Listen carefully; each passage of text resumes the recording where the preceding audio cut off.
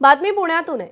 केतन अग्रवाल हत्या प्रकरणातील आरोपी सिया गोयलच्या वडिलांच्या दुकानावर एफडीएनं कारवाई केली। सिया गोयलच्या वडिलांचं पुण्यातील मार्केट यार्ड परिसरात असलेलं मसाल्याच्या दुकानावर ही कारवाई करण्यात आली। बीजी गोयल अँड कंपनी इथे तपासणी करून हळद पावडर, तीळ आणि सोयाबीन चंक्सचे नमुने जप्त केले।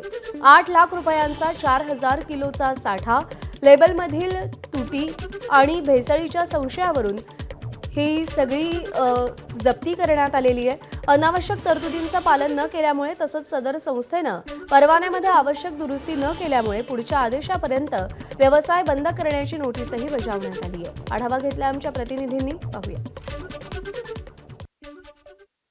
पुण्यातील मार्केट यार्ड या ठिकाणी असलेलं बीजी गोयल अँड कंपनी या दुकानावर काल एफडीएचे अधिकाऱ्यांनी धाड टाकत कारवाई केलेली आहे। बहुचर्चित केतन अग्रवाल हत्या प्रकरणी संशयित आरोपी सिया गोयल हिच्या वडिलांचं हे दुकान आहे। B G Goyal and company wholesale of dry fruits and spices अर्थात मसाल्याचं हे दुकान आहे। काल या ठिकाणी जवळपास 5 एफडीएचे अधिकारी दाखल झाले। 3 तास या ठिकाणी ते कारवाई करत होते।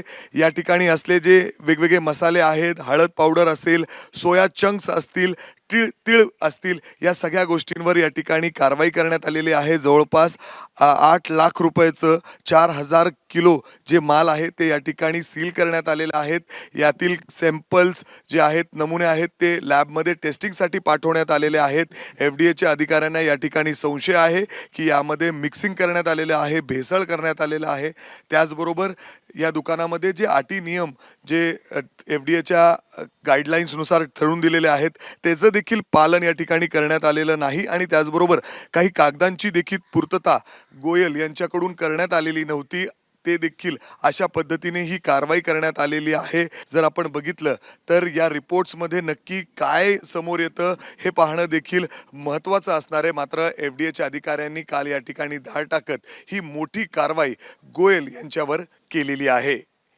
कॅमेरामॅन अमोल गवाळेसह मी मिकी घई, एबीपी माझा, पुणे।